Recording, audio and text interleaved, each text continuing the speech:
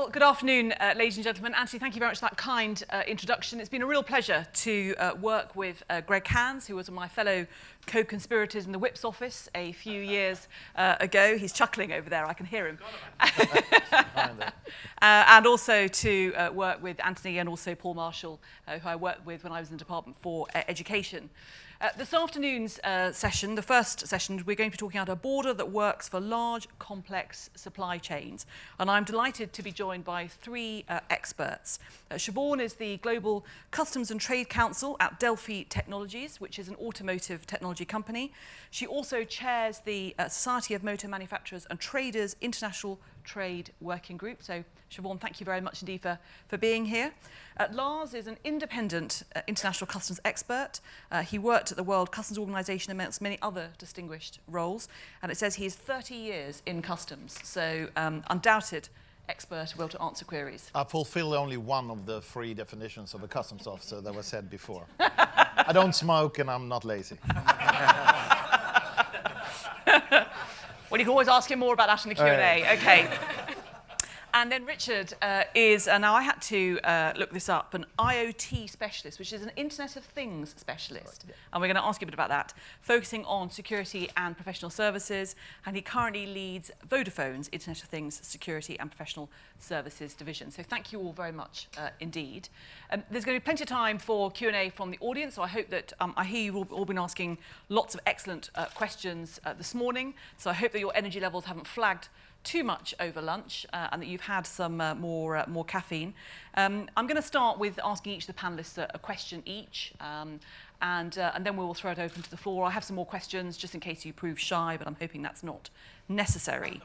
Lars, I'm going to start with you, and I'm going to ask if you could just set out for us the difference between the new Trusted Trader Programme we talk about in the Commission's report and the current Authorised Economic Operator Programme used in the UK, and also if you perhaps could bring in any other experiences from other countries about the Trusted Trader Programme.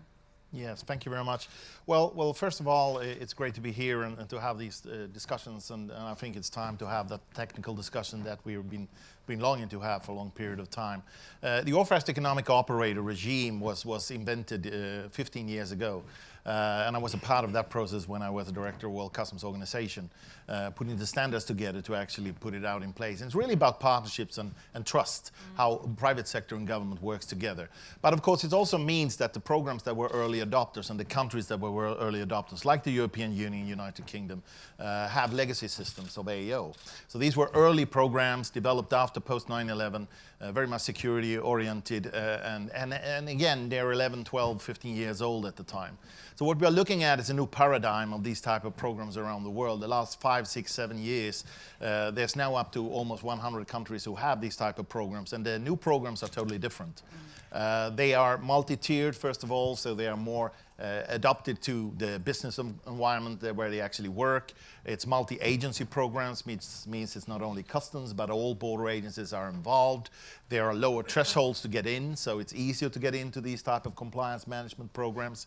And also there are much more and more comprehensive benefit programs around for them. So it makes sense to actually be a part of them. And it's not only for private sector and for business, but also for government actually.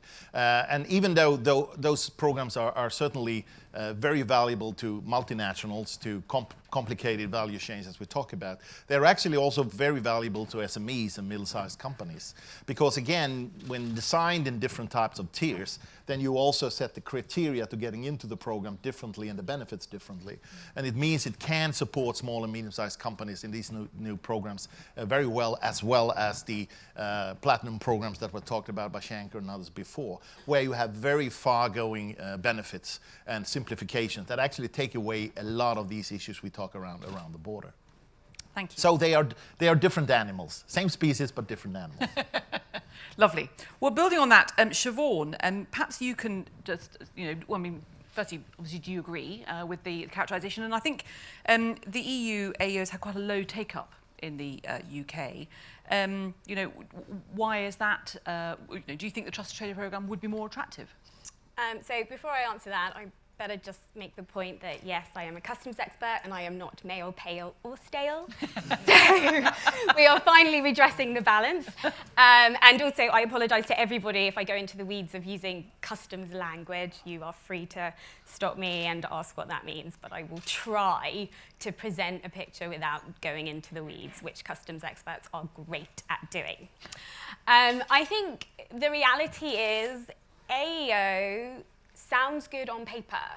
It's great, you know, you've created something post 9/11 to show that you can be trusted as part of a supply chain, and so why not do that and make the application?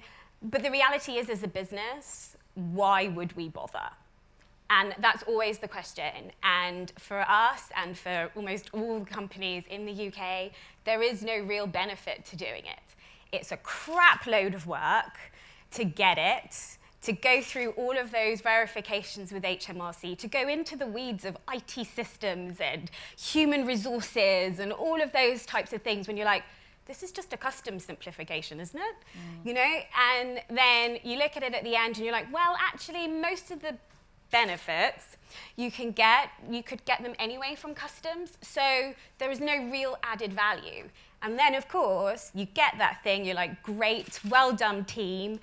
Oh, but by the way, we now have to ensure that we keep up with this thing all the time. So actually, it puts you higher up on the radar with customs for no real significant benefit as a manufacturing company. So when it came to trusted traders and looking at it in a wider context, I was like, okay, so what is this thing going to offer, you know, in a Brexit scenario? And with the possibilities of extending it across all of the border interactions, with that being a single standard with the multiple tiers in order to be able to get this level of simplification, that level, and then hopefully, of course, mutual recognition in real terms, and it will provide real benefits. I think that there is something there which is definitely worth exploring. And it will be attractive to big companies as well as small companies. Yeah, I mean, really and truly, for it to be attractive for big companies, it's got to be able to improve your bottom line. That's it. It's my job as a customs and trade person to keep us compliant. If I don't do that, I'm not doing my job. So whether you're AEO or not AEO, I have to do my job. But if it's going to be like, well, actually, here's something that's going to be great for the bottom line, then, you know, our CFOs, et cetera, will be like, We'll like it. Yeah. Excellent. Okay, so Richard, turning to you. Yes, first of all, you've got to explain the Internet of Things and you know what Vodafone is, how Vodafone is involved basically in the Internet of Things. Okay, sure. So I think it's fair to say that when people say the word Vodafone, you just think of mobiles and broadband and those kind of That is true, things, yeah. yes. But it's nice to get away from that. And for at least 10 years or more now, Vodafone's been connected many other things, many other devices, should I say, in relation to, you know, those things that are in the business. And that's traditionally been called machine to machine or M2M. People may have heard of that. And nowadays, people have, you know, the world of marketing have come up with this brilliant acronym called the Internet of Things, because there's nothing else left to call it, I don't think. And so that's what we're now doing. And we have a platform that this year will probably reach about 100 million plus connections. So this is far more significant than, let's say, the UK mobile core network that's operating all the mobile connections.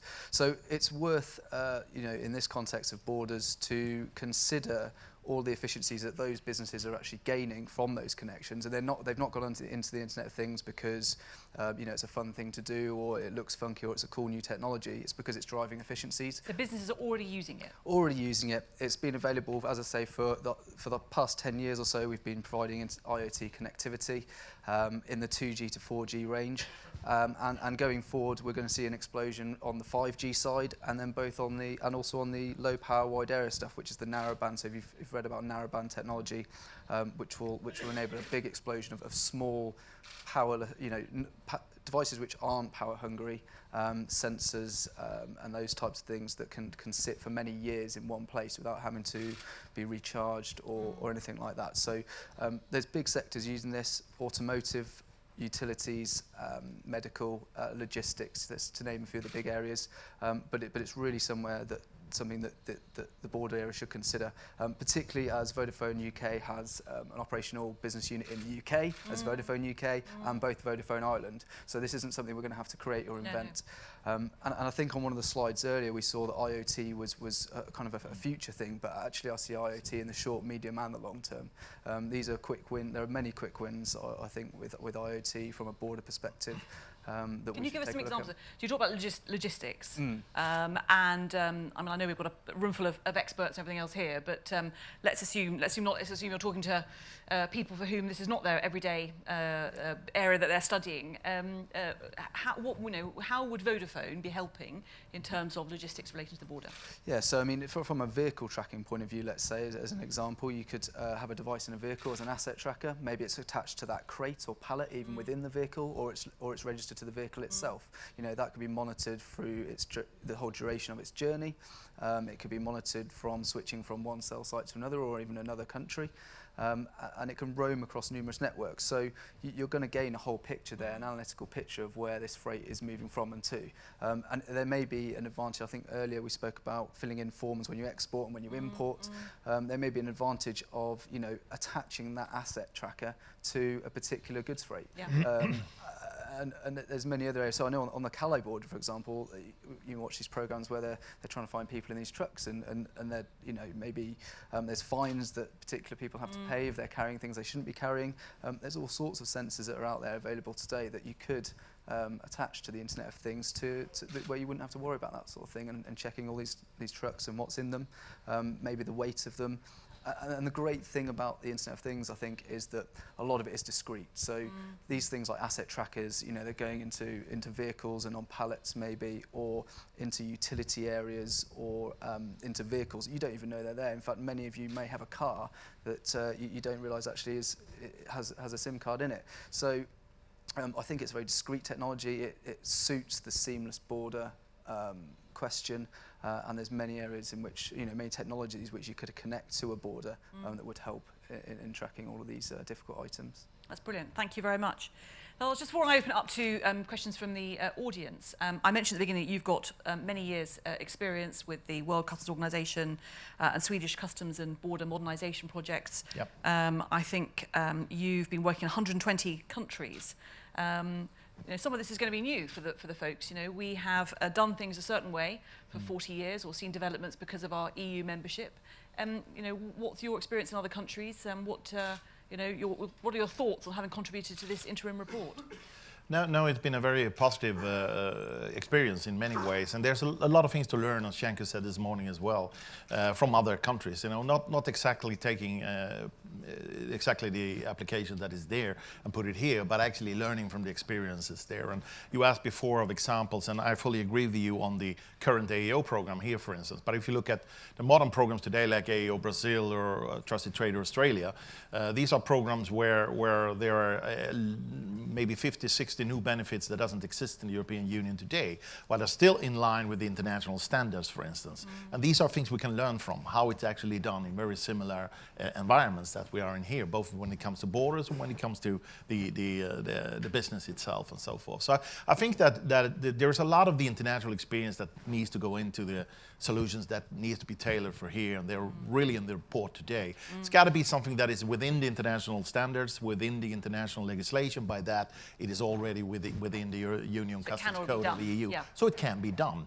And there's a lot of things in the UCC that's still under implementation that could actually be tested and implemented here in this specific situation right now. And that, of course, is much easier to negotiate with the counterpart in this case. And then if we actually come up with things that is not already in standards and conventions. So there's a lot of things to do within the already existing legislation, and we can learn from others to do that. To give you a practical example that was up this morning about, for instance, reducing cost for people. This is typical thing you can do with a modern trusted trader program. So a top tier, when you have multinationals, you can actually have entry into the records of the company, remove all of the procedures that we talked about when it comes to declarations and so forth, really get the cost down. But you can do the same thing for a small and medium-sized company. Within the trusted trader level and that tier, they can become authorized consignor for transit, as we talked about before, and actually start and finish their transits themselves themselves, and we can do within the framework of the AEO concept actually get also the guarantees waived or put down. So you can reduce the cost of that number that's been mentioned by HMRC and others as well about how much it would cost. Yeah. If we do it differently, smarter, and in a way that within the international legislation and also other countries already done, then we actually can get the cost down very significantly for traders. And if we add on support as well from government, as was mentioned, with capacity building, I think there's really an opportunity to do it well. And then, I mean, to get that cost down is what you were talking about at the end, about the businesses being interested in the bottom line, really. Has to make sense. If there's opportunity to make things cheaper, exporting goods and getting them across borders, then businesses will be interested. Yes, but the reality is you have to weigh it up. Yeah. And I think that's the thing, is it's very easy to just be like, okay, we'll just look at the cost in that way, but then it's the ongoing cost related to it as well. So I think that as we explore this as an option, it's really important to go down into the weeds of, okay, what is required in order to be able to get the status? What is required to keep it? And actually, is that a cost benefit in comparison to just making declarations? Because at the end of the day, if you've got to pay duty, you've got to pay duty. You know, if you're going to use a broker, you're going to use a broker.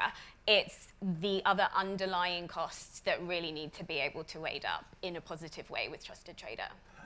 Just a short comment on it. I think there are two things. We need to realize that there will be controls in one way or another, and we in the report are not saying we should take away those controls or remove them. We're saying we're going to replace them with something that is smarter for government and smarter for private sector.